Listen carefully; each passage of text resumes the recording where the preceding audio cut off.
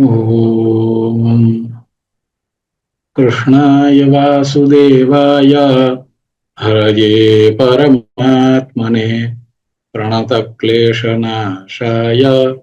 गोविन्दाय नमो नमः।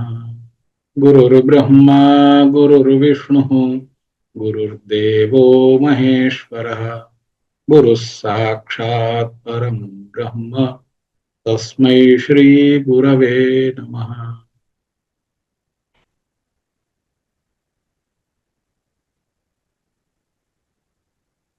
वन्दे कृष्णं गुणातीतं परं ब्रह्माच्युतं यतः आविर्बभूवुः प्रकृति ब्रह्म विष्णु शिवादयः। परमादरणीयः अस्य पुराण प्रज्ञा प्रतिष्ठानस्य संस्कृत संस्कृति संस्थानस्य च जीवातु भूताः समग्रस्य वाङ्मयस्य तथा च अस्माकं अस्तित्वस्य जीवातु भूताः तादृशाः परमपूज्याः गुरवः समेपि पुराणरसिकाः ये खलु आ ब्रह्मस्तंभपर्यन्तं विद्यमानम् एतत् प्रपञ्चम् अधिगन्तुं समुत्सुकाः सन्ति।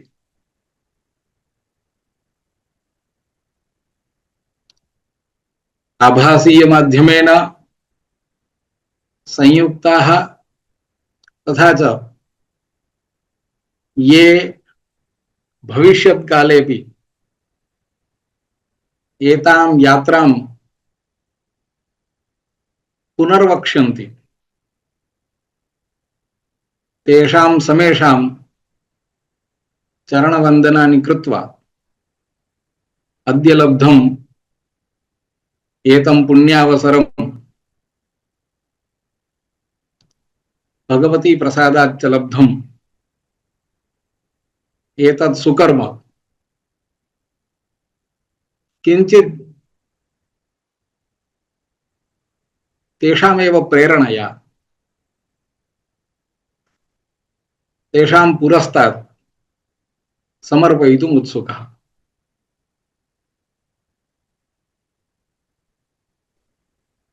भगवानना चरणों में वंदन करता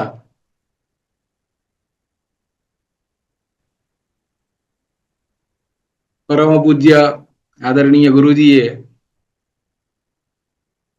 श्री ब्रह्मवैवर्त पुराणनो शुभारंभ अथवा कहो के सारा संक्षेप अने एमां ज संपूर्ण पुराणनु अवगाहन कराव्युं। हिंदी वक्तव्यं भवति न, क्षन्तव्यः।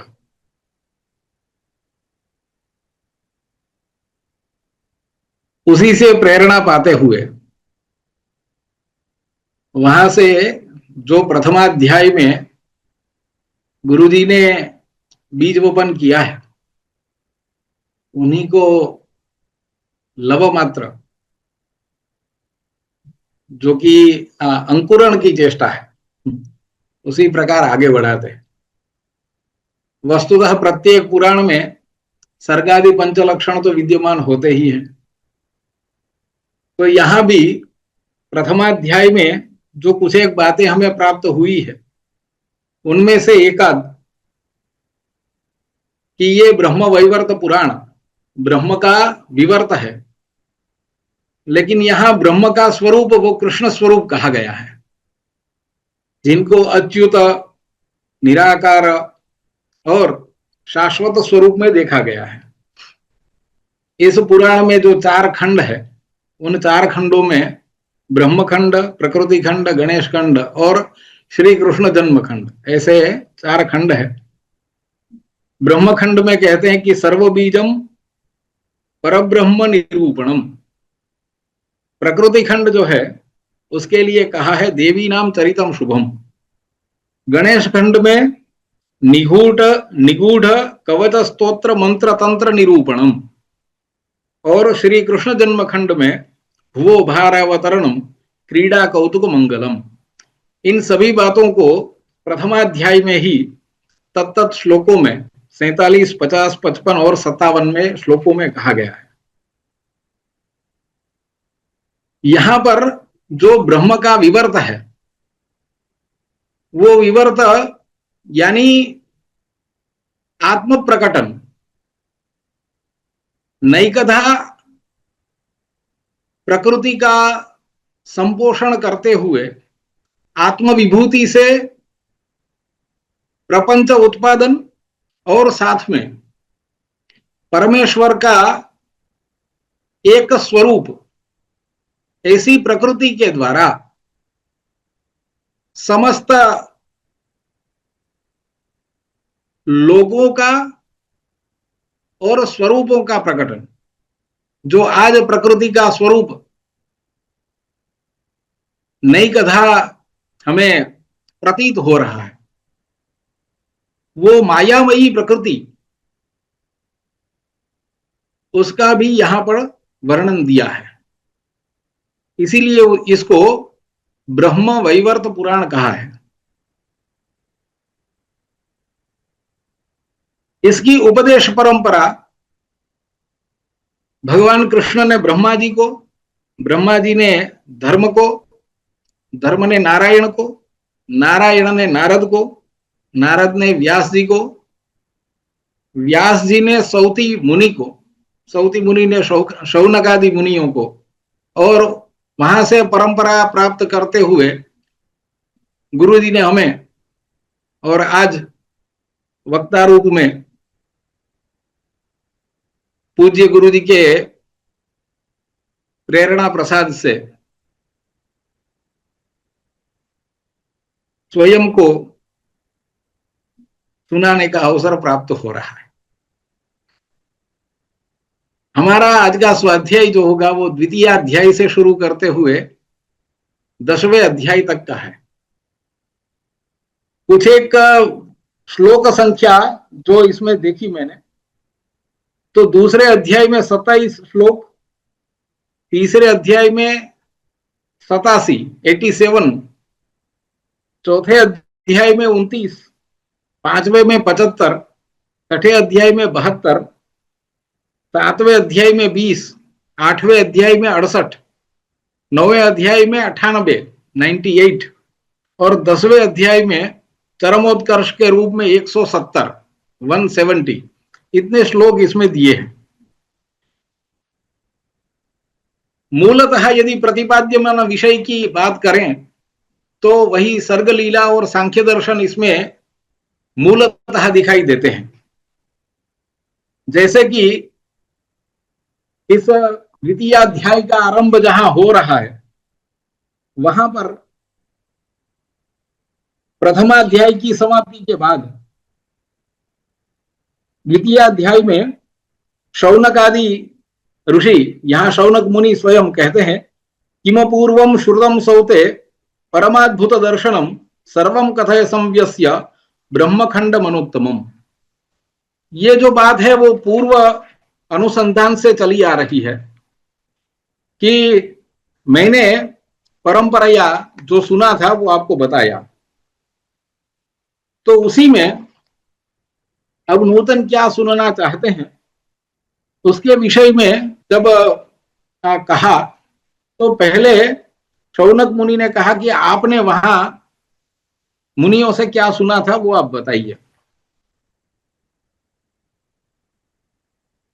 तो सौती मुनि कहते हैं, वंदे गुरोः पादपद्मं व्यासस्यामित तेजसः हरिम देवान द्विजान नत्वा धर्मान वक्ष्ये सनातनान। मैं आप लोगों को सनातन धर्मों के बारे में बताऊंगा। ऐसा कहते हुए यहां अपना वक्तव्य शुरू करते हैं, जो कि मैंने व्यासवक्त्रेण श्रुतम, यत् श्रुतम, यहां छतम है उसको सुधार करना चाहिए, तो ऐसा जो ये ज्ञान है, वो ज्ञान मैंने हमारे गुरुभूत ऐसे व्यास जी से सुना था और वो मैं आपको बताऊंगा। इस तरह से कहते हुए सौती मुनि अपना वक्तव्य शुरू करते हैं। जो ब्रह्मखंड उन्होंने सुना था वही यहां पर मैं बता रहा हूं। ऐसा करके सबसे पहले जो विद्यमान था प्रलयावस्था में, वो था एक ज्योति।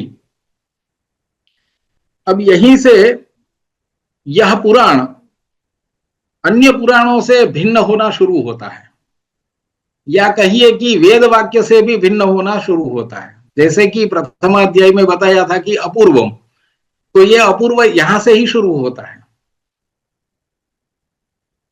हमें नासदीय सूक्त से यह पता है कि तम आसीत तमसा गूढ़म अग्रे, अंधकार से घिरा हुआ ऐसा अंधकार सर्वत्र व्याप्त था, ऐसा नासदीय सूक्त का प्रमाण मिलता है। लेकिन यहां कहते हैं कि प्रलय काल में केवल एक ज्योतिषपुंज विद्यमान था जो कि नित्य है।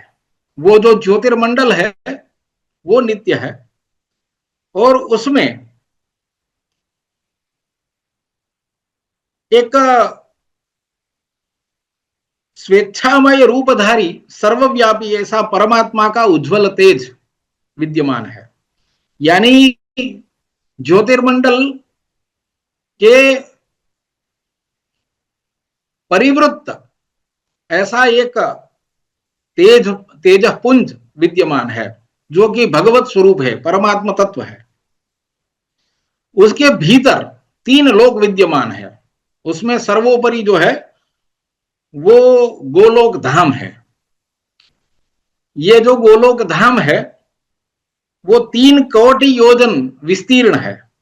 ये नित्य है, हमेशा कभी भी नष्ट न होने वाला, शाश्वत है, मंडलाकृति है, और उसका जो तेज है वही उसका मूल स्वरूप है। इसका योगियों को स्वप्न में भी दर्शन दुर्लभ है, लेकिन वैष्णवों को प्रत्यक्ष दिखाई देता है और वे वहां जाते भी हैं। यह जो अप्राकृत ऐसा आकाश अथवा परम व्योमन, उसमें विद्यमान ये जो स्वरूप है, वो जरा व्याधि मृत्यु इत्यादि का वहां पर प्रवेश नहीं होता। प्रलय काल में वहां केवल कृष्ण रहते हैं, और सृष्टि काल में वहां कृष्ण के साथ गोप गोपियां भी रहती हैं। इससे 50 कोटि योजन दूर दाएं और बाएं एक एक लोक विद्यमान है। जो दक्षिण भाग में है वो वैकुंठ है, और वाम भाग में जो है वो शिवलोक है। इन दोनों का विस्तार ये भी मंडलाकृति है, और 1 कोटि योजन विस्तार इनका भी है। वैकुंठ में लक्ष्मी नारायण विद्यमान रहते हैं, वहां भी उनके साथ उनके पार्षद विद्यमान होते हैं। वे भी 4 भुजा वाले इत्यादि जो वर्णन हमें वैकुंठ के बारे में मिलता है वही सब उसमें भी रहता है। और वाम भाग में जो शिवलोक है उसमें पार्षदों के साथ शिवजी विद्यमान है। यहां पर शक्ति का नाम नहीं लिखा है, ये समझना है। वहां लक्ष्मी नारायण है, लेकिन यहां पर शिवजी अपने पार्षदों के साथ है। क्यों है वो आगे बताया जाएगा, लेकिन यहां पर इतना समझना है। इसके बाद पूरा एक बड़ा सा वर्णन जो कि गोलोक का वर्णन है। गोलोक में विद्यमान जो ज्योति है वो कृष्णाख्य ज्योति है। उसमें जो स्वरूप विद्यमान है वो स्वरूप मनोहर रूपधारी है, नूतन जलधर के समान श्याम है, उनके नेत्र लाल है और निर्बल मुख है। चंद्र की, शरतकालीन चंद्र की शोभा को भी तिरस्कृत करने वाला ऐसा उनका मनोहर रूप है। कोटि कामदेवों को निरस्त करने वाला ऐसा रूप धारण किए हुए, 2 भुजाएं और हाथ में मुरली है। अधरों पर हमेशा नित्य निरंतर मुस्कान रहती है, ऐसे भगवान का जो कि पीतांबरधारी है और आभूषण इत्यादि सबका वर्णन है, चंदन आदि चर्चा, कौस्तुभ मणि सब विद्यमान है, ऐसे श्याम सुंदर पुरुष है जो कि सिंहासन पर आरूढ़ है, वनमाला विभूषित है, वे भगवान जब वहां पर विद्यमान थे, जिनको बहुत सारे पुरुषों और स्तोत्रों के द्वारा बुलाया जाता है, ऐसे सत्य स्वतंत्र एक परमात्मा स्वरूप शांत और सबके आश्रय ऐसे भगवान जिनका वैष्णवजन हमेशा चिंतन करते रहते हैं, वे एकमात्र प्रलयावस्था के समय में दिशाओं और आकाश के साथ संपूर्ण विश्व को शून्य हुए देख रहे हैं। यहां पर ध्येय बात यह है कि दिशाएं भी है और आकाश भी है। हमें न्याय वैशेषिक का ग्रंथ तर्क संग्रह में यह कहा है कि वो परमाणु रूप और नित्य है। प्राच्यादि व्यवहार हेतु दिक् और शब्द गुणकम आकाशम, इन दोनों का यदि परमाणु रूपत्व यदि चिंतित किया जाए तो नित्यत्व सिद्ध होता है। ऐसे भगवान ने जब ये देखा कि यहां सब कुछ शून्य है, वही अंधकार से आवृत ऐसा घोर जो कि यहां पर है, तम आसीत तमसा गूढ़म अग्रे, अब यहां पर पुराणों में इस तम से ऊपर ज्योतिर्मय एक नित्य स्थिति बनाई गई। फिर यहां इस अंधकार की परिकल्पना दर्शाई गई है। जहां कुछ भी नहीं है तो फिर वही ब्रह्मसूत्र के वाक्य का स्मरण करना चाहिए, स एकाकी न रमते, उसको अकेले अकेले आनंद नहीं आता था। तो सो कामयत एकोहम बहुश्याम प्रजायेय, ब्रह्मसूत्र में भाष्य के समय 1:4-24 में यह बताया गया है। तो उन्होंने कुछ लीला करते हुए अपनी इच्छा से इस सृष्टि की रचना को आरंभ किया। सबसे पहले एक परम पुरुष जो कृष्ण के दक्षिण पार्श्व से पहले उद्भूत हुआ, वो था त्रिगुणात्मिका सृष्टि। इन 3 गुणों के बारे में सत्व रजस तमस, और उसके बाद यहां से सांख्य का प्रवर्तन शुरू होता है। फिर महत अहंकार और पंच तन्मात्राएं, उनका आविर्भाव हुआ। तो ये जो सभी प्रकट हुए हैं, महदाद्या प्रकृति विकृतय सप्त, तो ये 7 महत अहंकार और पंच तन्मात्राएं वे दक्षिण भाग से प्रकट हुए हैं, और उसी भाग से भगवान नारायण का भी आविर्भाव होता है। भगवान नारायण का वर्णन 6 से 9 श्लोकों में किया गया है।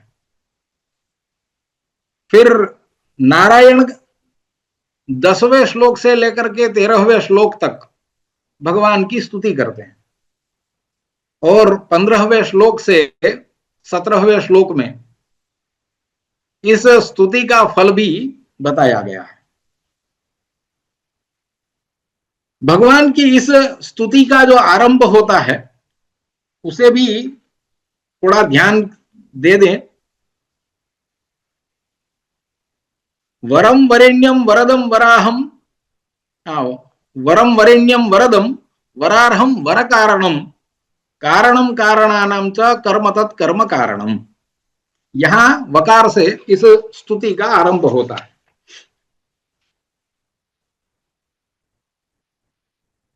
भगवान की स्तुति करने के बाद नारायण भगवान के द्वारा दर्शाए गए ऐसे एक सिंहासन पर आरूढ़ होते हैं। उसके बाद भगवान के वामांग से शिव की उत्पत्ति होती है, वो बताया गया है 18 से 22वें श्लोक में कि उनकी स्तुति होती है, उनका आविर्भाव होता है और साथ में उनका वर्णन भी किया गया है। शिव जी भगवान को नमस्कार करते हुए उनकी स्तुति करते हैं। वो 24वें श्लोक से लेकर के 26वें श्लोक, आधा 26वां श्लोक होता है, वहां तक भगवान ने उनकी स्तुति की है। उस स्तुति का आरंभ जय स्वरूपम जयदम जयेशम जय कारणम प्रवरम जयदानाम च वंदे तमपराजितम, तो जकार से शुरू होती है। दक्षिणांग से जिनका आविर्भाव होता है उनका स्तुति का आरंभ वकार से है, वो ऋण का जकार से है। वकार जो है वो अमृत बीज कहा गया है और जकार को दग्धाक्षर कहा गया है। लेकिन आगे बढ़ते हुए 25वें श्लोक में आते आते ये दग्धता निरस्त होकर के पुनः अमृत बीज में परिणत होती है। इसीलिए विश्वेशम विश्वेश्वरेशम च विश्वेशम विश्व कारणम विश्वाधारम च विश्वस्थम विश्व कारण कारणम, इस तरह अमृतमय फलश्रुति में वो परिणत होती है। वे भी भगवान की आज्ञा से भगवान को प्रणाम करते हुए स्तुति के बाद सिंहासन पर आरूढ़ हुए नारायण के पास। इसकी फलश्रुति 28वें श्लोक में दी गई है। इसके बाद 30वें श्लोक से 34वें श्लोक में भगवान के नाभि कमल से ब्रह्मा जी की उत्पत्ति और ब्रह्मा जी का वर्णन किया गया है। ब्रह्मा जी ने श्री कृष्ण की स्तुति 35 से 37वें श्लोकों में की है और उसकी फलश्रुति 39 और 40वें श्लोकों में दिखाई गई है। इन तीन के साथ एक चतुर्थ जो भगवान के वक्षस्थल से उत्पन्न होता है वो है धर्म। इस धर्म की उत्पत्ति 41वें श्लोक से 44वें श्लोकों में दर्शाई गई है। 45वें श्लोक से आगे 47वें श्लोक तक धर्म के द्वारा की गई भगवत स्तुति और 49 से 52वें श्लोकों में उसका फल कथन किया गया है। यहां पर जो क्रम है, पहले नारायण, फिर शिव, फिर ब्रह्मा जी और उसके बाद धर्म, इन चारों में एक और बात छोटी सी जो ध्यानास्पद है वो ये है कि भगवान की अनुमति से नारायण अपने आसन पर विराजमान होते हैं, लेकिन भगवान की स्तुति करने के बाद शिव जी जब अपने स्थान पर विराजमान हो रहे हैं तो नारायण के साथ वार्तालाप करके नारायण की अनुमति से बैठते हैं। फिर ब्रह्मा जी जब अपना आसन ग्रहण करने जाते हैं तो भगवत स्तुति के बाद वे नारायण और शिव इन दोनों की अनुमति लेकर के उसके बाद फिर अपने आसन पर आसीन होते हैं।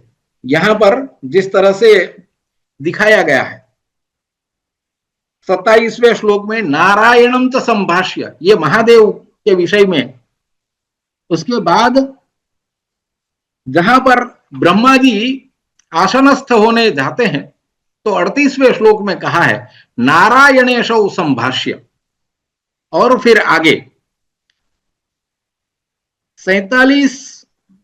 48वें श्लोक में ब्रह्म विष्णु महेशाओं स्थान संभाष्य स उवास, वो धर्म जब आसीन होने जा रहे हैं तो उन तीनों की अनुमति के बाद उनके साथ संभाषण करने के बाद वे आसीन होते हैं। एक शिष्टाचार का क्रम यहां पर हमें दिखाया गया है। भगवान के इस चतुर्धा सृष्टि के साथ साथ धर्म के वाम अंग से मूर्ति का आविर्भाव होता है। मूर्ति जो कि धर्म की पत्नी है, उसकी उत्पत्ति के बारे में 53वें श्लोक में बताया। उसके बाद 54वें श्लोक से 59वें श्लोक में परमात्मा के मुख से सरस्वती का आविर्भाव होता है, उसका आविर्भाव एवं वर्णन वो दोनों बताए गए हैं। 60 से 62वें श्लोक में भगवती वाग्वादिनी सरस्वती भगवान की स्तुति करती है और 64वें श्लोक में इस स्तुति का फल भी यहां पर हमें दिखाया गया है। भगवान कृष्ण के मन से लक्ष्मी जी का आविर्भाव होना और लक्ष्मी के द्विविध रूप, स्वर्ग में स्वर्गीय लक्ष्मी एवं राज्यों में राजलक्ष्मी के रूप में भगवती पराम्बा महालक्ष्मी विद्यमान रहती है, यह 65 से 67वें श्लोकों में दिखाया गया है। भगवान की एक श्लोक में स्तुति लक्ष्मी जी भी करती है और लक्ष्मी जी जो स्तुति करती है उसमें भगवान के सत्य स्वरूप का वर्णन किया गया है। लक्ष्मी जी कहती है, सत्य स्वरूपम सत्येशम सत्य बीजम सनातनम सत्याधारम च सत्यज्ञम सत्यमूलम नमाम्यहम। लक्ष्मी हमेशा सत्य का वर्णन करती है, इसीलिए सत्य की ही पूजा करती है, तो सत्य की भी स्तुति भी उन्होंने की। इसके बाद 70वें श्लोक में भगवान की बुद्धि से प्रकृति का उद्भव और उनका वर्णन वो 70वें श्लोक से 76वें श्लोक तक किया गया है। एक दीर्घ स्तुति प्रकृति के द्वारा भगवान की गई है। भगवान की परम माया रूपा ऐसी प्रकृति है जो कि सांख्य में पुरुष और प्रकृति का युगल बताया गया है, उसी का यहां पर प्रकृति का वर्णन और उसके बाद उनके द्वारा की गई भगवान की स्तुति 77 से 84वें श्लोक तक दर्शाया गया है। प्रकृति यहां पर यह कहती है 83वें श्लोक में, यम च स्तोतुमशक्ताश्च ब्रह्म विष्णु शिवादयः वेदा अहम च वाणी च वंदे तम प्रकृते परम। यानी प्रकृति में भगवान का समावेश नहीं होता है, वो प्रकृति से भिन्न है, ऐसा यहां पर इसी एक श्लोक में कह दिया। और जहां पर ये सभी अशक्त है तो कह क्षमः स्तोतुम तम निरीहम नमाम्यहम। यहां निरीह शब्द का अर्थ व्यवहार में यद्यपि निरीह का अर्थ होता है क्षुद्र इत्यादि, लेकिन यहां निरीह का मतलब होता है जिसमें इहा माने किसी प्रकार की इच्छा विद्यमान ना हो, ऐसे इच्छाओं से पर रहे और कोई लक्ष्य ना हो जिनका, ऐसे निर्लक्ष्य। यानी जैसे भगवान भगवत गीता में कहते हैं कि नमे पार्थास्ति कर्तव्यम त्रिषु लोकेषु किंचन नानवाप्तम अवाप्तव्यम वर्त एव च कर्मणि। इसी बात को यहां पर सार्थक करते हुए भगवती ने भी भगवान की निर्लक्ष्य और निरीह शब्दों से स्तुति की है। दुर्गा तस्य गृहं त्यक्त्वा नैव याति कदाचन भवाब्धौ यशसा याति यात्यन्ते श्री हरेः पुरम्। जो भी दुर्गा के द्वारा किया गया यानी कि प्रकृति के द्वारा किया गया इस स्तोत्र, इस भगवत स्तुति का पाठ करता है तो उसके घर को छोड़कर के पराम्बा कभी भी नहीं जाती, ये फल यहाँ पर कहा है। और अंत में वो भगवान के यानी कि गोलोक धाम में, यहाँ पर जब भी कहीं भी हरे धाम ऐसा आए तो अर्थ करना है गोलोक, है ना। तो हरेह पुरम भगवान के उस नगर में, गोलोक धाम में उसको वो प्राप्त करता है। इस अध्याय को भगवान को समर्पित करते हुए चतुर्थ अध्याय में प्रवेश करते हैं। वहां भी सृष्टि की प्रक्रिया आगे बढ़ती है। भगवान की रसनाग्र से सावित्री का उद्भव होता है। सावित्री के वर्णन में पहले 3 श्लोक दिए गए हैं और सावित्री के द्वारा चतुर्थ श्लोक में भगवत स्तुति की गई है। नमामि सर्व बीजम त्वाम ब्रह्म ज्योति सनातनम परात् परतरम श्यामम निर्विकारम निरंजनम, ऐसे भगवान की स्तुति करके अपने रत्न सिंहासन पर सावित्री विराजमान होती है। उसके बाद भगवान के मानस से एक पुरुष उत्पन्न हुआ। वह जो पुरुष है वो सबके मनों का मंथन करने वाला था, इसलिए उसका नाम पड़ा मनमथ। मनोमथनाति सर्वेषां पंचबाणेन कामिनां तन्नाम मनमथम तेन प्रवदन्ति मनीषिणः। यानी जो मनीषी लोग हैं ये कामी लोगों के मनों का मंथन करने वाला है, इसलिए इसका नाम मनमथ रखा गया। इसके बाद इसके पास 5 बाण है ना। तो यहां पर उस काम के 5 बाणों के नाम भी दिए हैं। श्लोक 11 में मारणम स्तंभनम चैव जृंभणम शोषणम तथा उन्मादनम पंचबाणान पंचबाणो बिभर्ति सह, है ना। इसी के साथ यदि अमरकोश का भी थोड़ा ध्यान कर लें, अरविंदम अशोकंच चूतंच नवमल्लिका नीलोत्पलंच पंचैते पंचबाणस्य सायकः, और उसके साथ दिया हुआ श्लोक उन्मादन स्थापनश्च शोषण स्तंभनस्तथा सम्मोहनश्च कामस्य पंचबाणाः प्रकीर्तिताः, वो अमरकोश में भी दिया हुआ है। अब कामदेव ने अपने बाणों की परीक्षा करने के लिए उनका प्रयोग किया कि ये चल रहे हैं कि नहीं चल रहे हैं, देखते हैं। उसी में गड़बड़ हो गई। उसकी परीक्षा करना, वहां पर ब्रह्मा जी के ऊपर उसका प्रभाव हुआ और ब्रह्मा जी का रेतस्खलन हुआ। रति को देख करके उस रेतस्खलन के की लज्जा के कारण ब्रह्मा जी ने वस्त्र से उसको आवृत करने की चेष्टा की, लेकिन उससे अग्नि प्रज्वलित हो गई। कहते हैं कि कोटिताल प्रमाण वो अग्नि प्रज्वलित हुई। उस अग्नि का शमन करने के लिए भगवान ने अपने मुख से जो निश्वास निकाला उसमें कुछ जलबिंदु साथ में आए। उन जलबिंदुओं के निपातन से वह अग्नि शांत हो गई और पूरी पृथ्वी केवल उस जलबिंदु से आप्लावित हो गई। भगवान का यह स्वरूप कितना विराट होगा, इसकी हमें इसी मात्र से कल्पना करनी चाहिए। इस अग्नि को शांत करने के पश्चात वहां पर एक पुरुष का आविर्भाव हुआ, जो कि अग्नि का अधिदेवता था, और जल से भी एक पुरुष का उत्थान हुआ जो कि जल के अधिष्ठाता थे। दोनों के वामांग से एक एक नारी स्वरूप का भी आविर्भाव हुआ।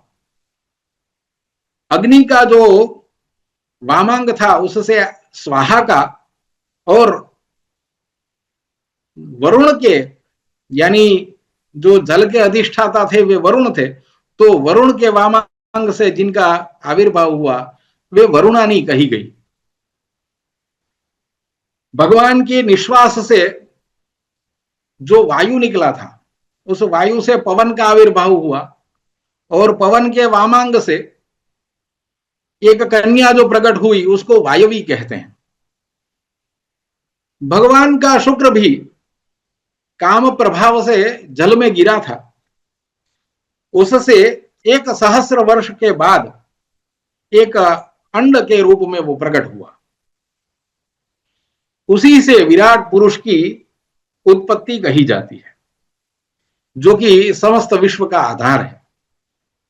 उस विराट पुरुष के प्रत्येक रोम में एक एक ब्रह्मांड की स्थिति कही गई है, और वे परमात्मा श्री कृष्ण के 16वें अंश यानी कि एक कला, यदि 16 कला पूर्ण परम पुरुष कहा जाए तो उनकी एक कला मात्र वे विराट नारायण है।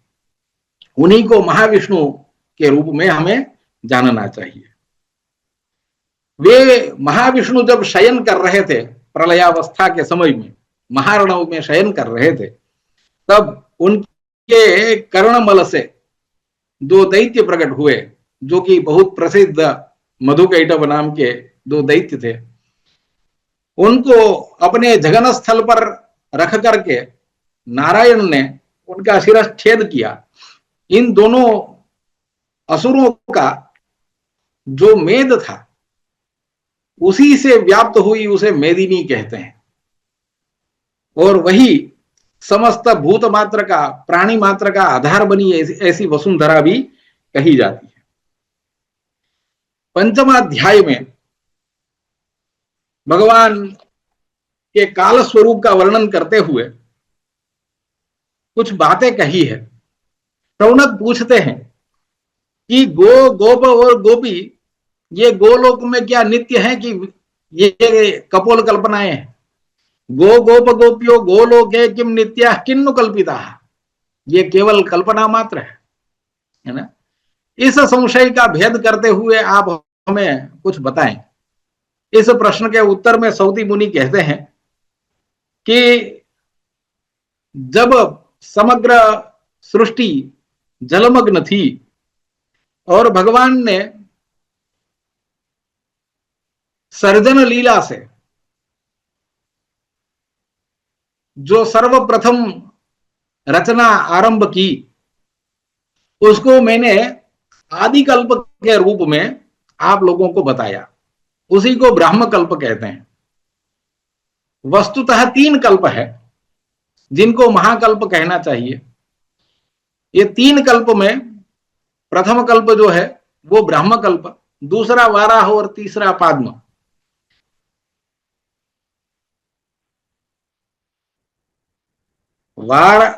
ब्रह्म वाराह पाद्माष्ट कल्पाष्ट त्रिविधा मुने, 5वें श्लोक में कहा है। जैसे चत्वारी युगानी वो भी कहे गए हैं, सत्य त्रेता द्वापर और कली। अब ये जो युगों की कल्पना है उससे आगे काल गणना शुरू होती है। 360 युग के प्रमाण बराबर एक दिव्य युग होता है।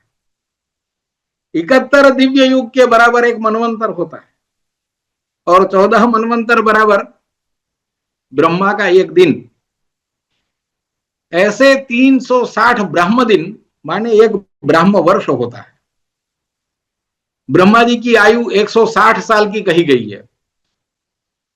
ज्यादातर सब जगह ब्रह्मा जी की आयु कही गई है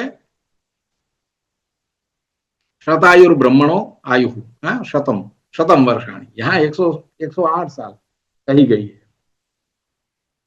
और ब्रह्मा जी की आयु का प्रमाण भगवान कृष्ण का निमेष मात्र काल होता है। ब्रह्मा जी की आयु बराबर एक कल्प होता है। जो महाकल्प है उसकी बात है। दूसरे छोटे संवर्तादि कल्प भी है जो कि एक ब्रह्म दिन के समान होते हैं। हमें जो प्रसिद्ध पता है कि मार्कंडेय मुनि के बारे में कहा जाता है कि सप्त कल्पांत जीवन, तो वो जो कल्प गणना है उसमें ब्रह्मा की आयु वाला कल्प नहीं, लेकिन मार्कंडेय की आयु वो ये संवर्तादि जो कल्प है जो कि ब्रह्म दिन के प्रमाण में है वो गिननी चाहिए। इस प्रमाण के अनुसार ब्रह्मा के 7 दिन बराबर मार्कंडेय मुनि का आयु प्रमाण कहा जाएगा। ब्रह्मकल्प में मेदिनी की अवस्था, फिर वाराह कल्प में इस मेदिनी जो कि रसातल में चली गई है उसका वराह के द्वारा उद्धार, और पाद्मकल्प में ब्रह्मलोक पर्यंत की जो सृष्टि है वो ब्रह्मा के द्वारा की जाती है। भगवान के नाभि कमल में विद्यमान ब्रह्मा इस सर्जन में ब्रह्मलोक पर्यंत की सृष्टि करते हैं। इसमें भी जो तीन लोग हैं, इनसे ऊपरी नित्य रहने वाले तीन लोग, वे कभी भी नष्ट नहीं होते और उनका सर्जन ब्रह्मा के द्वारा नहीं किया जाता। ये तीन लोक माने गोलोक, विष्णुलोक यानी वैकुंठ और शिवलोक, ये तीन लोक नित्य लोक कहे गए हैं। इनके अलावा बाकी के सभी लोगों की रचना ब्रह्मा जी के द्वारा ब्रह्मलोक पर्यंत वो ब्रह्मा जी के द्वारा की जाती है। इस अध्याय में 18वें श्लोक से 24वें श्लोक में भगवान सृष्टि के बाद रासमंडल में गए उसके उनके रास का वर्णन किया गया है। उस वर्णन में भगवान किस तरह से रास का अवलोकन करते हैं वो सब बताया है। 25वें श्लोक में भगवान के वाम पार्श्व से एक कन्या का आविर्भाव होता है। आविर्बभूव कन्यैका कृष्णस्य वाम पार्श्वतः धावित्वा पुष्पमानीय ददावर्घ्यम प्रभोः पदे। श्री राधा जी का आविर्भाव इस तरह से दिया गया। यहां पर 26वें श्लोक में राधा शब्द की व्युत्पत्ति करते हुए कहा है, उनकी निरुक्ति करते हुए कहा है, रासे संभूय गोलोके सा दधाव हरे पुरः। रासे का रा लिया है और दधाव में डुदय धारण पोषण हो धातु है ना, तो दधा ना क्षम्यताम धाव धातु, क्षम्यता, तो उसमें धाव धातु गति वृद्धियो हो, तो उसका धा लिया है ना, तो इन दोनों को मिला करके राधा ऐसे बनाया है। तेन राधा समाख्याता पुरा विद्भिर द्विजोत्तम, है ना।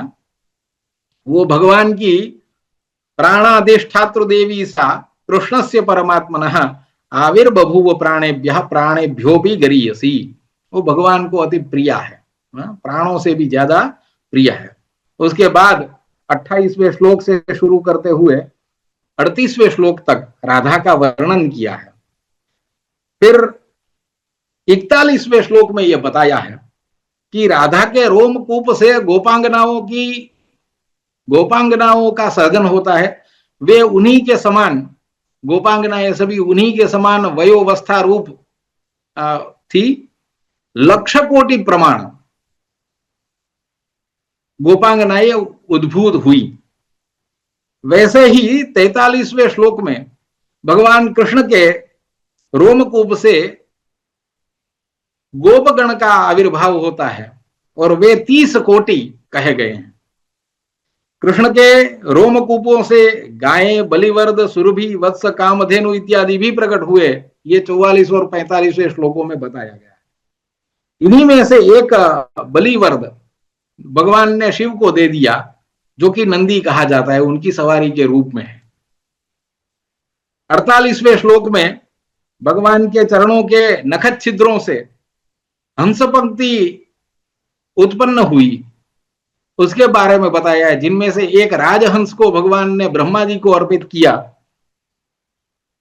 भगवान के वाम कर्ण विवर से श्वेत अश्व उत्पन्न हुए, उनमें से एक श्वेत अश्व धर्म को दिया।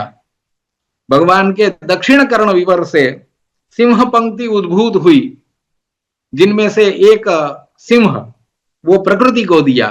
ये 51 और 52वें श्लोकों में बताया गया। भगवान ने अपने योग के द्वारा रथ पंचक का सर्जन किया। इसके बारे में 53वें श्लोक से लेकर 58वें श्लोक तक वर्णन है। इस रथ पंचक यानी कि 5 रथ जो थे, उनमें से एक नारायण को प्रदान किया, एक राधा को, और शेष 3 बचे थे। वे 3 भगवान ने स्वयं अपने पास रखे। भगवान के गुह्य से कुबेरादि गुह्यकों का सर्जन हुआ।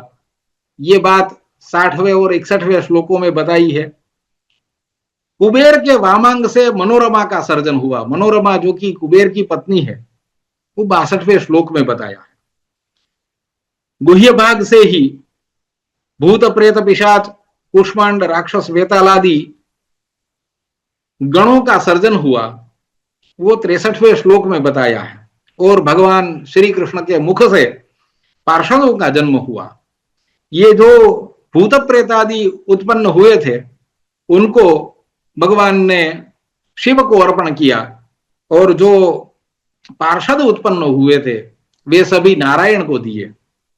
ये 66वें श्लोक में बताया। कुछ कृष्णदास थे जो कि भगवान की ही सेवा में रत रहना चाहते थे और उनके लिए समर्पित जीवन थे, तो भगवान ने अपनी सेवा में रखा। ये 69वें श्लोक में बताया है। भगवान के दक्षिण नेत्र से भैरव, वाम नेत्र से ईशान और नासिका विवर से भगवान के नासिका विवर से भी जो उत्पन्न हुए वे डाकिनिया, योगिनिया और सहस्रशाह क्षेत्रपाल थे। भगवान के इस परम पुरुष के पृष्ठ देश से 3 कोटि श्रेष्ठ देवताओं का प्रादुर्भाव हुआ जो दिव्य मूर्तिधारी थे। ये सभी बातें अध्याय 5 में बता करके फिर 6ठे अध्याय में सौती मुनि कहते हैं कि जो महालक्ष्मी और महासरस्वती थे, इन दोनों देवियों को भगवान ने नारायण के हाथ में सादर समर्पित किया और धर्म को मूर्ति के साथ, ब्रह्मा जी को सावित्री के साथ और कामदेव को रति के साथ, कुबेर को मनोरमा के साथ विवाह के रूप में, उनकी स्त्रियों के रूप में उनको प्रदान किया। जिस जिसके साथ जो जो स्त्री प्रकट हुई थी उनको उनके सती को पति के रूप में दे दिया, और जो प्रकृति थी उन प्रकृति को कहा कि आप शंकर के पास जाएं। शंकर को बुला करके कहा कि आप प्रकृति का पानी ग्रहण करें। यह सुनकर नील लोहित ऐसे शिव हंसे, लेकिन डरते हुए उन्होंने विनीत भाव से भगवान को कहा कि प्रकृति में कुछ दोष है। उन दोषों को दिखा करके उन्होंने कहा कि मुझे इन सांसारिक बंधनों में नहीं पड़ना है, यानी प्रकृति का ग्रहण करने की उन्होंने अनिच्छा प्रकट की। और ये प्रकट करते हुए उन्होंने अपनी भगवत भक्ति को यहां पर अभिव्यक्त करते हुए बहुत सारी बातें कही हैं। उनमें कुछ एक मुख्य बातें बताएं तो कहते हैं कि मुझे भोगेच्छा में नहीं, योग और तपस्या में ही मुझे लीन रहना है। आपकी सेवा, पूजा, वंदना और नाम कीर्तन में ही सदा उल्लास मुझे प्राप्त हो, ऐसा आप मुझे वरदान दीजिए।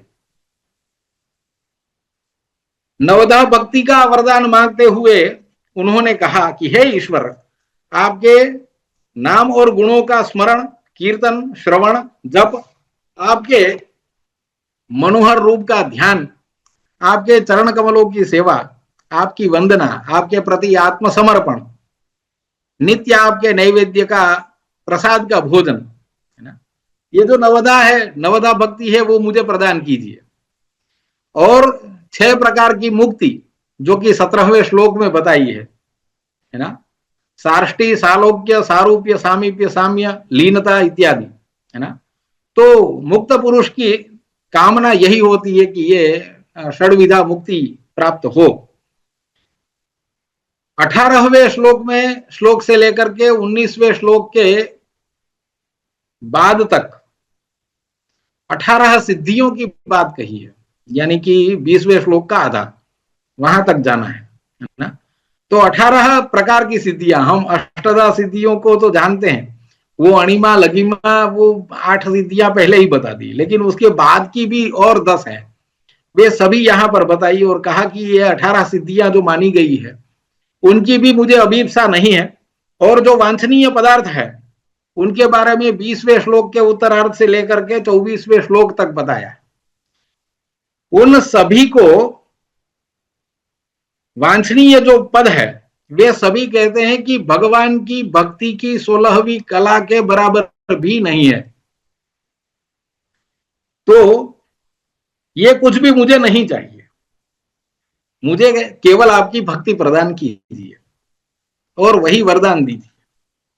भगवान हंसते हुए कहते हैं कि आप हमारी 100 करोड़ कल्पों तक दिन रात सेवा करें, आपकी आयु भी हमारे बराबर हो, आपका पद भी हमारे बराबर हो, आप सभी प्रकार की सिद्धियां और वेदों का ज्ञान और सर्वज्ञता आपको प्राप्त होगी, ये सब बताते हुए अनेक लीला पूर्वक आप असंख्य ब्रह्माओं का पतन भी आप देखेंगे, यानी कि इतनी आयु आपकी रहेगी, है ना।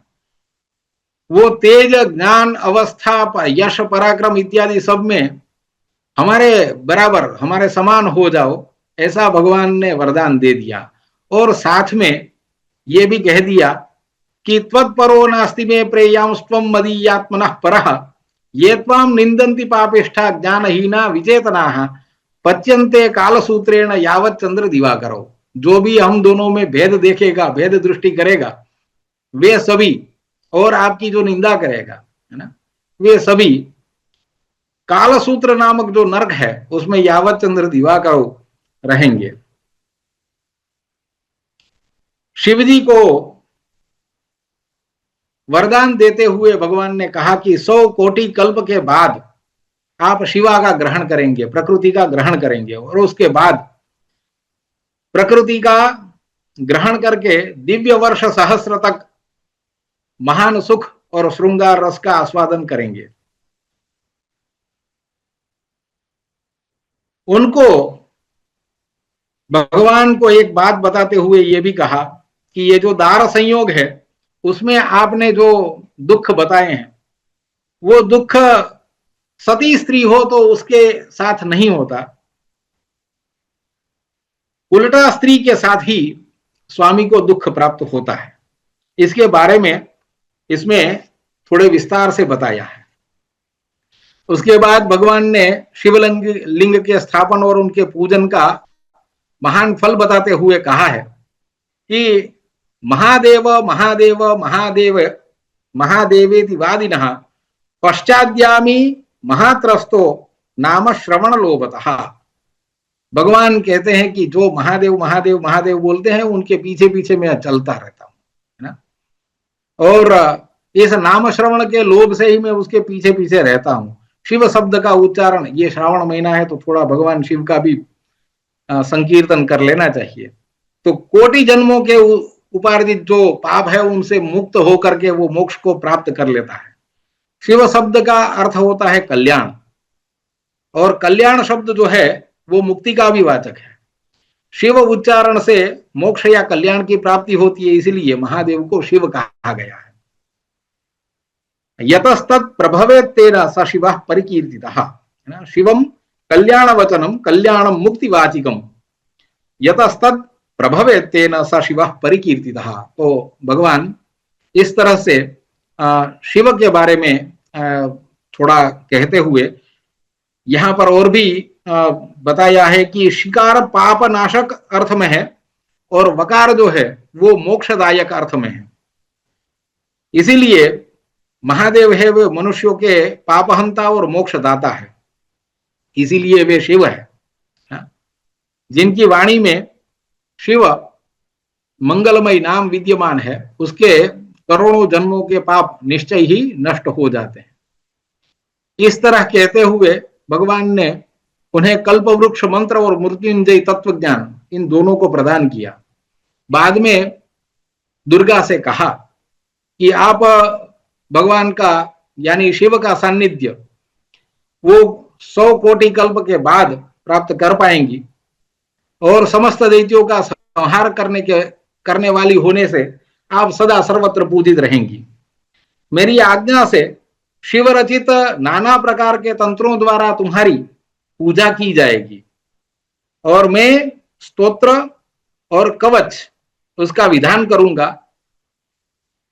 तुम्हारे सेवक ही महान और सिद्ध होंगे, धर्म अर्थ काम और मोक्ष रूप फल के भागी होंगे। ये प्रकृति को दिया हुआ भगवान का वरदान है। भारत की महिमा करते हुए भगवान कहते हैं कि पुण्य क्षेत्र भारतवर्ष में जो तुम्हारी सेवा पूजा करेंगे उनकी यश, कीर्ति, धर्म और ऐश्वर्य की वृद्धि होगी। इस तरह कहने के बाद भगवान ने प्रकृति को काम बीज, उसके साथ एकादशाक्षर मंत्र का उपदेश किया जो कि मंत्र राज कहा जाता है, और भक्तों को अनुग्रह करते हुए श्री, माया और काम बीज सहित दशाक्षर मंत्र का भी उपदेश किया। ये सभी तंत्र में मनोवांछित फल प्रदाता कहे गए हैं। ब्रह्मा जी ने इसके बाद विधाता से कहा कि सहस्र दिव्य वर्षों तक मेरी प्रसन्नता के लिए तुम तप करके नाना प्रकार की सृष्टि उत्पन्न करो। भगवान की आज्ञा से फिर भगवान ने ब्रह्मा जी को एक मनोरम माला भी दी। ब्रह्मा जी को गो गोपियों के साथ वे फिर दिव्य वृंदावन में चले गए। इसके बाद फिर 7वें अध्याय में जो भगवान ब्रह्मा जी ने सृष्टि की है उसके बारे में सृष्टि का क्रम आगे चलता है। सर्वप्रथम ब्रह्मा जी ने 8 प्रधान पर्वतों की स्थापना की। सुमेरु, कैलाश, मलय, हिमाचल, उदयाचल, अस्ताचल, सुवेल और गंधमादन। इसके साथ 7 समुद्रों का प्रवर्तन भी किया जो लवण, इक्षुरस, सुरा, घृत, दधि, पयः और सुस्वादु जल है ना, इस रूप में 7 समुद्र है। इसमें पर्वतों के बारे में जो बताया है उसके साथ बताए इन समुद्रों का परिमाण बताते हुए कहते हैं कि प्रत्येक समुद्र पहले की जो लंबाई चौड़ाई है वो 1 लाख योजन की है, उसके बाद उत्तरोत्तर दुगुने हो जाते हैं। और इन समुद्रों से घिरे हुए 7 द्वीप है। उनके भूमंडल कमल पत्र की आकृति वाले हैं। उनमें उपद्वीप और मर्यादा पर्वत भी साथ साथ ही हैं, यानी ये बड़ी बहुत लंबी सृष्टि है। और उसमें जम्बू, शाका, कुशप, प्लक्ष, क्रौंच, न्यग्रोध द्वीप और शालमली भी कहा जाता है, और पुष्कर, ये इन 7 द्वीपों का यहाँ पर प्रवर्तन है। 8 पुरियों का वर्णन है। पाताल लोक में अनंत के लिए नगरी बनाई और पर्वत के ऊपर ऊपर 7 स्वर्गों की सृष्टि की। भूर्भुवः स्वः महाजनलोक, तपलोक और सत्यलोक, ये ऊपरी तन सृष्टि है। और मेरु के सब ऊपरी भाग में सर्वथा शिखर पर ब्रह्मलोक विद्यमान है। उससे भी ऊपर ध्रुवलोक है। निम्न भाग में पातालों का प्रवर्तन किया। उसमें स्वर्गलोक की अपेक्षा अधिक भोग और साधन संपन्न ऐसे प्रत्येक लोक बनाए थे। अतल, वितल, सुतल, तलातल, महातल, पाताल और रसातल। यहां पर रसातल जो है वो अंतिम है। ऐसे असंख्य ब्रह्मांड है। जैसे ये एक जो ब्रह्मा जी के द्वारा सर्जन किया, ऐसे असंख्य ब्रह्मांड है। और महाविष्णु के रोमांच विवरों में उनकी स्थिति है। प्रत्येक ब्रह्मांड में दिक्पाल, ब्रह्मा, विष्णु और महेश्वर है। देवता, मनुष्य आदि सभी प्राणी स्थित है। ब्रह्मांडों की गणना करने में न तो लोकनाथ ब्रह्मा, न शंकर, न धर्म, न विष्णु कोई समर्थ है। फिर देवताओं की तो क्या गिनती करें, है ना। ये सभी लेकिन कृत्रिम है, नश्वर है। वैकुंठ, शिवलोक और गोलोक, ये 3 नित्य धाम है जो कि अनश्वर है, शाश्वत है। इस अध्याय के बाद 8वें अध्याय में सावित्री से वेदादि की सृष्टि हुई उसके बारे में बताते हैं। जो 3 कल्प कहे गए हैं उसमें नित्य, नैमित्तिक, द्विपरार्ध और प्राकृत, ये 4 प्रकार के प्रलय कहे गए हैं।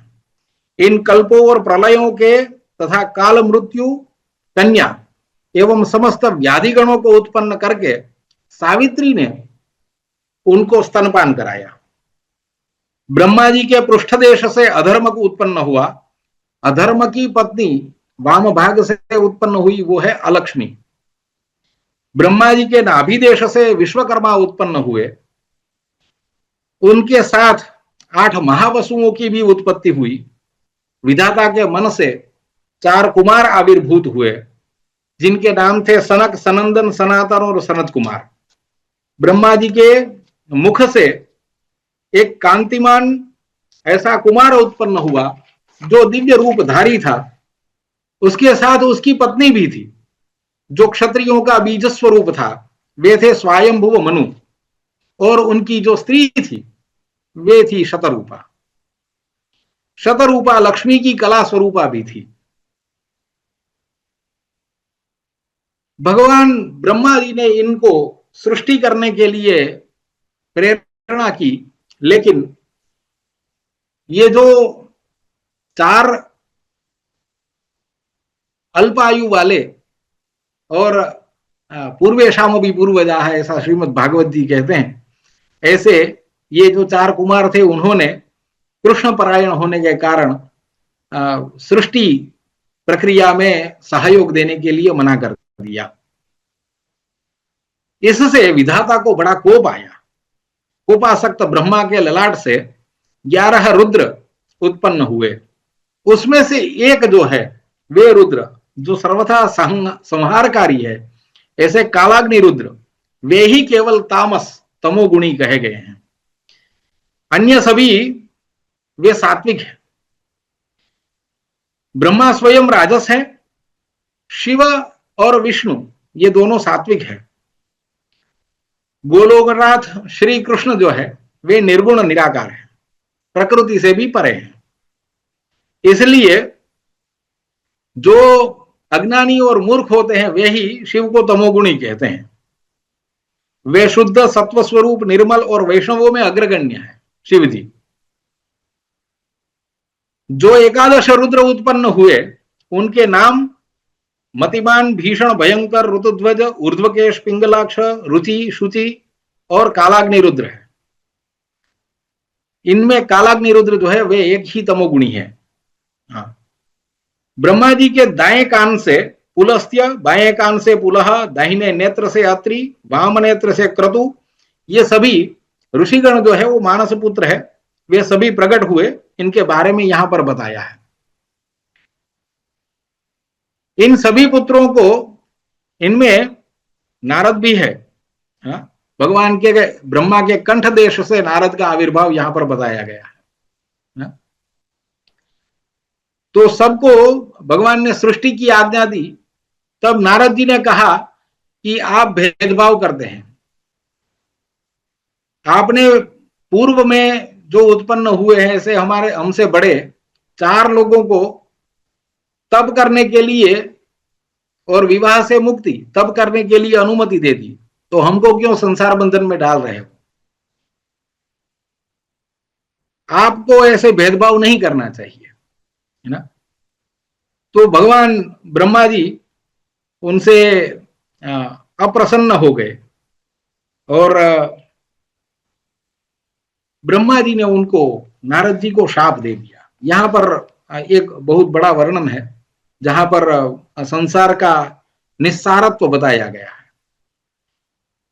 लेकिन उसके कारण ब्रह्मा जी को जो क्रोध आया, उस क्रोध के कारण उन्होंने पुत्र को शाप देते हुए कहा कि तुम्हारा पूरा ज्ञान नष्ट हो जाएगा, कामिनियों के क्रीड़ा मृग बन जाओगे, वशीभूत हो जाओगे और 50 कामिनियों के पति बनोगे। श्रृंगार शास्त्र के ज्ञाता और श्रृंगार रसास्वादन के लिए तुम लोलुप रहोगे। ऐसे जो तुम बनोगे तब तुम्हारा नाम उपबर्हण इस गंधर्व के नाम से प्रसिद्धि हो जाएगी। कामिनियों के साथ युगों तक निर्जन वन में विहार करने के बाद फिर तुम मेरे शाप से दासी पुत्र बनोगे।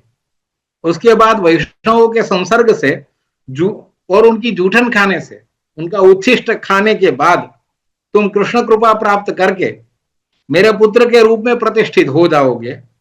तब मैं तुम्हें पुनः जो ज्ञान दिव्य और पुरातन है वह प्रदान करूंगा। लेकिन इसी समय तुम मेरी आंखों से ओझल हो जाओ और अवश्य ही अधःपतन के भागी बनो। इस तरह जब ब्रह्मा जी ने शाप दिया तो नारद जी विलाप करने लगे और उन्होंने पिताजी से कहा कि मैंने आपसे कोई अनुचित ऐसी बात नहीं कही थी, आपको मुझे शाप नहीं देना चाहिए। आप तपस्वी ऐसे होने होने पर भी अपंडित की तरह मुझे शाप कैसे दे सकते हैं? ब्राह्मण आपको मुझे वरदान देते हुए इतना शाप में मुक्ति देनी चाहिए कि जिन जिन योनियों में मेरा जन्म हो, भगवान की भक्ति मुझे कदापि न छोड़े। जगत सृष्टा का पुत्र ही क्यों ना हो, यदि भगवान श्री हरि के चरणों में उसकी भक्ति नहीं है तो वह भारत भूमि में सुअर से भी अधम कहा जाएगा। और यदि भक्ति से युक्त है तो सूकर की योनियों में भी जन्म ले तो भी वह श्रेष्ठ है, यदि भक्ति से युक्त है तो। हे पितामह, पापी लोग स्नान करके तीर्थों को पाप दे देते हैं। उनके उन पापों का भी प्रक्षालन करने के लिए सभी तीर्थ वैष्णव महात्माओं का स्पर्श प्राप्त करना चाहते हैं। तीर्थानि स्पर्शम इच्छन्ति वैष्णवानां पितामह पापानां पापी दत्तानां क्षालनायात्मनात्मना आत्मानामपि, है ना। तो तीर्थ जो है वे अपने पाप वो महात्माओं के स्पर्श से, वैष्णवों के स्पर्श से परिशुद्ध हो जाते हैं, है ना। भारतवर्ष में करोड़ों पूर्वजों के साथ जो मनुष्य जन्म लेता है वो करोड़ों पूर्वजों के साथ मुक्त हो जाते हैं, है ना। भगवान के मंत्रोपदेश के कारण ही ये संभव होता है ना। इन्हीं बातों को आगे बढ़ाते हुए कहते हैं कि वह गुरु कैसा, वह पिता कैसा, वह स्वामी कैसा और वह पुत्र कैसा। यहाँ पर कैसा ऐसा कहने से अच्छा यह है कि निंदनीय ऐसा पुत्र, गुरु, पिता, स्वामी या पुत्र है जो कि भगवान कृष्ण के चरणारविंद की भक्ति देने में समर्थ ना हो।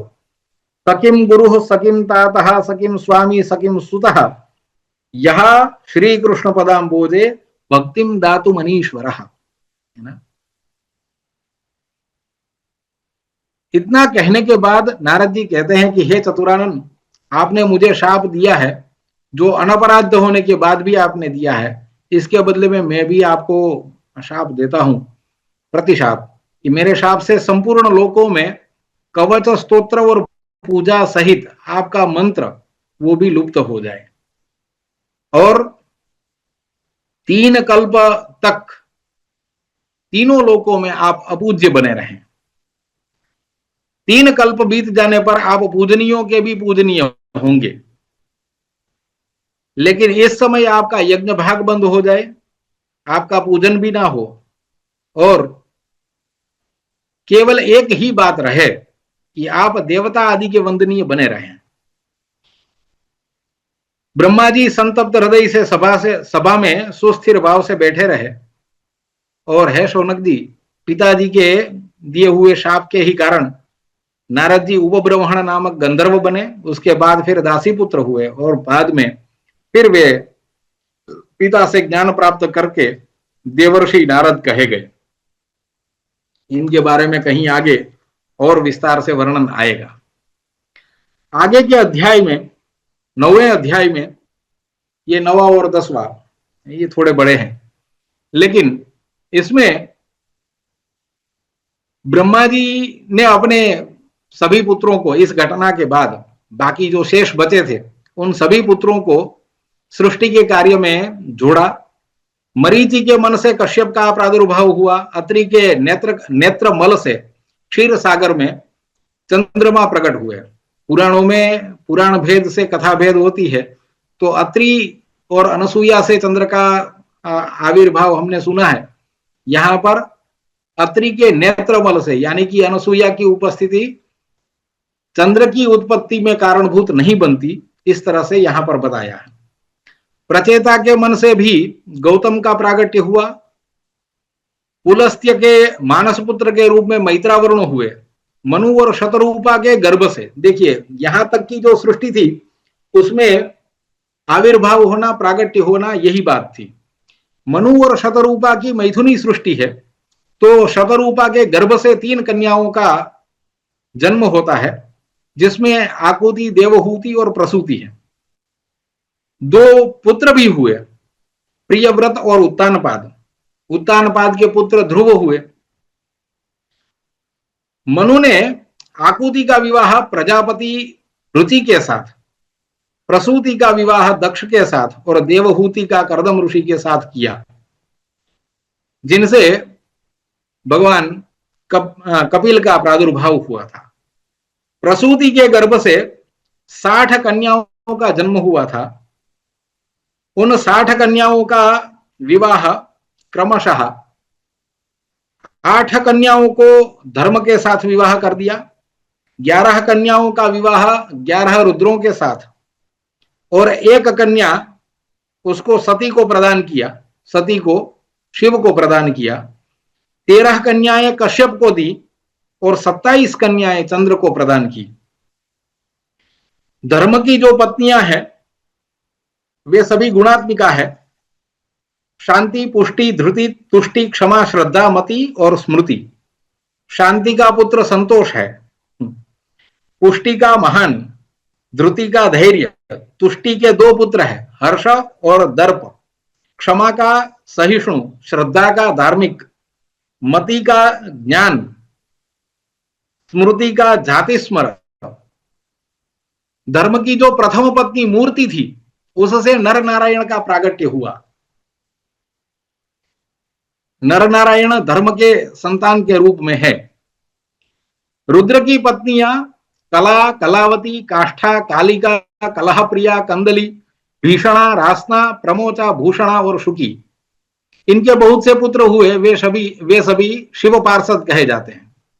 दक्षपुत्री सती ने अपना शरीर त्याग दिया, स्वामी की निंदा सुनी तो शरीर त्याग किया। बाद में हिमवान की पुत्री बनकर के पार्वती के रूप में अवतीर्ण हुई और भगवान शंकर को ही अपने पति के स्वरूप में प्राप्त किया। ये सभी कथा विस्तार से आगे भी हो सकती है और हमने पुराणांतरों में पढ़ी भी है। कश्यप की पत्नियां, जिसमें देव माता अदिति है, दैत्य माता अदिति है, सर्प मात्रा कद्रु है, पक्षियों की जननी विनता, गायों की और भैंसों की माता सुरभि, सारमेयों की और ऐसे जंतुओं की माता सरमा, सरमा के ही पुत्र सारमेय, श्वानों के लिए एक नाम जो समानार्थी के रूप में लिया जाता है। देव दानव जननी दनु, और भी जो पत्नियां हैं उनकी संतानों की वे यहां पर संतति बताई गई है। इंद्र आदि जो 12 आदित्य है वे और उपेंद्र, उन सभी को देवता के रूप में भी जाना जाता है। वे सभी अदिति के पुत्र है, इसलिए आदित्य है। तद्धित में द्वितीयादित्य द्वितीय पत्युत्तर पदान्यः ऐसा एक सूत्र है, उसी से अदिति के आदित्य होते हैं, द्वितीय के दैत्य होते हैं, ये कहा है। इंद्र का पुत्र है वो जयंत है, शची के गर्भ से वो उत्पन्न हुआ।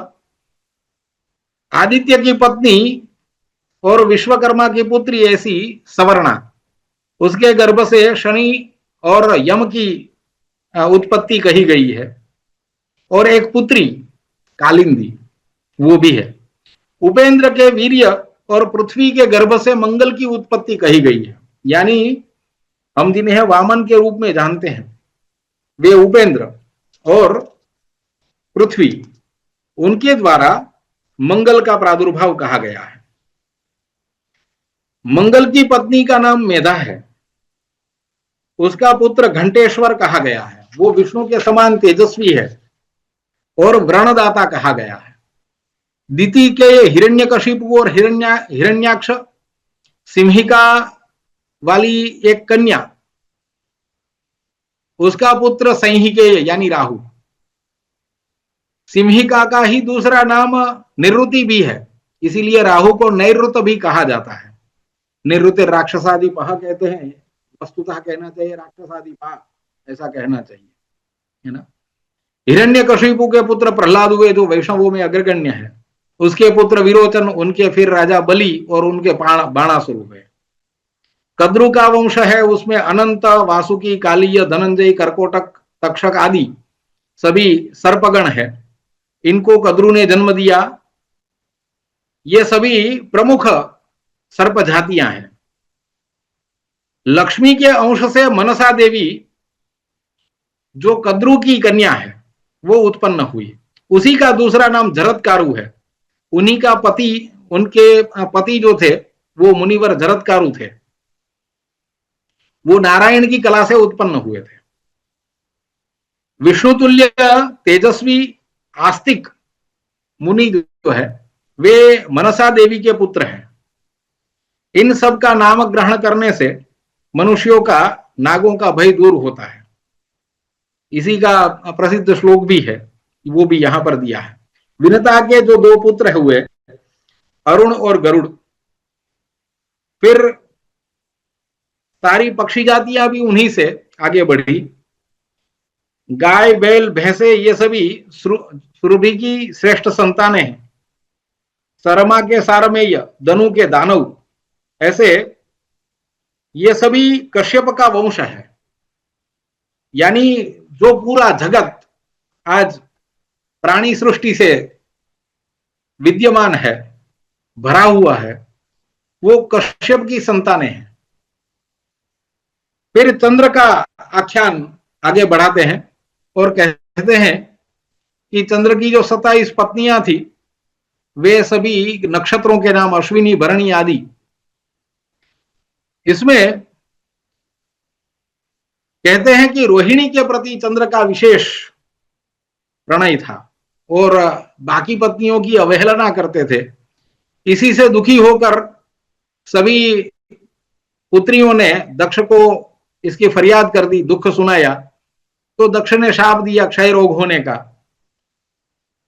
चंद्र शंकर की शरण में गए तो शंकर ने उनको आश्रय दिया और अपने मस्तक पर स्थान दिया। उसी से भगवान का नाम चंद्रशेखर हो गया। चंद्रशेखर हुए भगवान। और यहां पर कहा है कि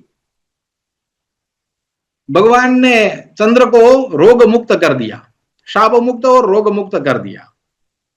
अब रोग मुक्त ऐसा पति को देख करके, उनके बारे में सुन करके दक्ष कन्याएं रोती बिलखती फिर पिता के पास गई और कहा कि हमें तो हमारे पति चाहिए। दक्ष कन्याओं का विलाप यहां पर जो कहा है उसमें सदाचारिणी स्त्रियों के लिए पति ही सर्वेश्वर है, ऐसा यहां पर पति ही स्त्रियों की गति है, पति ही प्राण और संपत्ति है, धर्म अर्थ काम और मोक्ष की प्राप्ति हेतु भवसागर का सेतु भी पति है, इत्यादि सब। ये सभी पतियों को अपनी पत्नियों को सुनाना चाहिए। अच्छा है, पति ही नारायण है, पति ही व्रत और सनातन धर्म है। जो पति से विमुख है उन स्त्रियों का सारा कर्म व्यर्थ है ना। ये मनुस्मृति में जैसे वो कहा है यत्र नार्यस्तु पूज्यन्ते, वैसे ही ये श्लोक है। तो पतियों के बारे में भी ऐसा श्लोक होना चाहिए था, ऐसा खोज रहा था, तो ये श्लोक अच्छा निकला यहाँ पर। हाँ, सभी तीर्थों में स्नान, संपूर्ण यज्ञों में दक्षिणा वितरण इत्यादि जो कुछ भी किया हो, वो पति की चरण जनित सेवा जनित जो पुण्य है उसकी 16वीं कला के बराबर भी नहीं है, ऐसे यहां पर लिखा है ना। ये बहुत लंबा है, लेकिन इस तरह से पतियों के बारे में बोल करके दक्ष कन्याएं अपने पति की प्राप्ति के लिए दक्ष को विनती करती हैं। तब प्रजापति दक्ष भगवान शंकर के पास जाते हैं। यहां पर दक्ष और शिव का कोई कलह इत्यादि नहीं दिखाया है। और शंकर को प्रणाम करके शंकर जी ने उनको भी प्रणाम किया, क्योंकि ससुर है ना। दोनों ने एक दूसरे को प्रणाम किया, लेकिन शरणागत ऐसे चंद्रमा को शिव जी ने नहीं लौटाया। विनती करने के बाद भी वो नहीं किया। फिर भगवान विष्णु का स्मरण करके दक्ष ने उनसे विनती की कि आप भगवान से चंद्रमा को वापस दिला दीजिए। तो भगवान विष्णु वृद्ध ब्राह्मण के वेश में शिव जी के पास गए और बोले कि आप चंद्रमा को लौटा दें। तब शिव जी ने कहा कि मैं और सब कुछ कर सकता हूं, लेकिन शरणागत को मैं उनका त्याग करने में असमर्थ हूं। मैं अपने प्राण भी दे सकता हूं, है ना, तप तेज संपूर्ण सिद्धि संपदा प्राणों का भी त्याग कर सकता हूं, लेकिन शरणागत का त्याग करने में असमर्थ हूं। इस तरह से यहां पर शरणागत वत्सल ऐसे शिव का स्वरूप हमें दृष्टिगोचर होता है। शिव जी की बात सुनकर के भगवान श्रीहरि ने चंद्रमा से चंद्रमा को खींच करके वो दक्ष को दे दिया। तो जो भगवान शिव के मस्तक पर विराजमान है वह चंद्र सर्व कला परिपूर्ण ऐसा चंद्र है, और प्रजापति दक्ष के पास जो आया वो राजयक्ष्मा रोग से ग्रस्त ही चंद्र था। इसलिए दक्ष ने भगवान माधव का स्तवन किया और भगवान श्री हरि ने स्वयं एक व्यवस्था की कि एक पक्ष में चंद्रमा क्रमशः क्षीण होगा और दूसरे पक्ष में पुष्ट होते हुए परिपूर्ण हो जाएगा। तो ये जो बात है वो भी अन्य कथाओं से थोड़ी भिन्न है। फिर दक्ष ने चंद्रमा को लेकर अपने कन्याओं को सौंप दिया और चंद्रमा भी सभी अपनी पत्नियों के प्रति समभाव से रहने लगे। इस प्रसंग को पुष्कर तीर्थ में सौती मुनि कहते हैं कि मैंने मुनियों की मंडली के बीच गुरु जी के मुख से सुना था, जो कि मैंने आपको यहां पर बताया। इसके बाद फिर अंतिम अध्याय में जाति और संबंध का निर्णय बताया है। यहां पर एक बहुत बड़ा विषय है, लेकिन आरंभ की कुछ बातें हैं जो कि हमारे इसमें मैं अत्यंत संक्षेप से इसको बता देता हूं।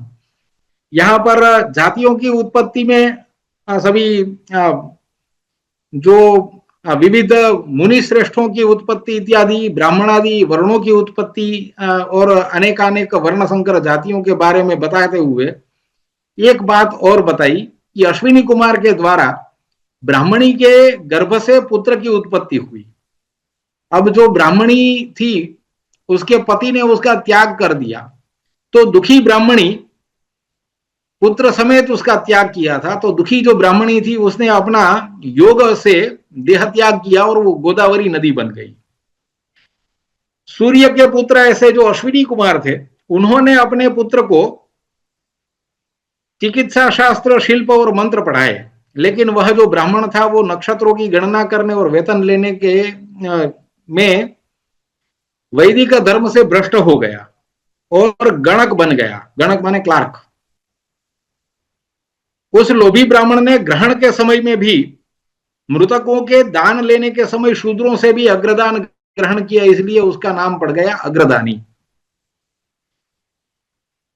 एक और बात बताते हुए अपने मूल के बारे में यहां सौती मुनि कहते हैं कि एक पुरुष किसी ब्राह्मण के यज्ञ में यज्ञ कुंड से उत्पन्न हुआ, वहां धर्मवक्ता सूत कहलाया, वही हम लोगों का पूर्व पुरुष माना गया है।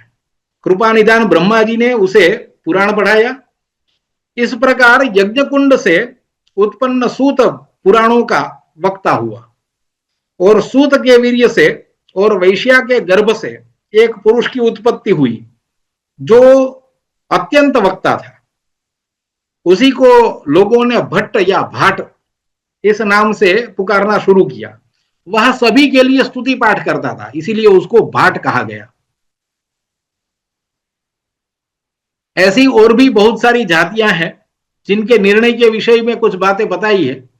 वर्ण संकर दोष से और भी बहुत सारी जातियां हो जाती है और जिनके साथ सर्वथा संबंध बनता है, ऐसे संबंधवाचक शब्दों के बारे में मैं आपको बताता हूं। ऐसे करते हुए यहां अब इनसे आगे जो चलता है वो संबंधों का एक पूरा जखीरा है।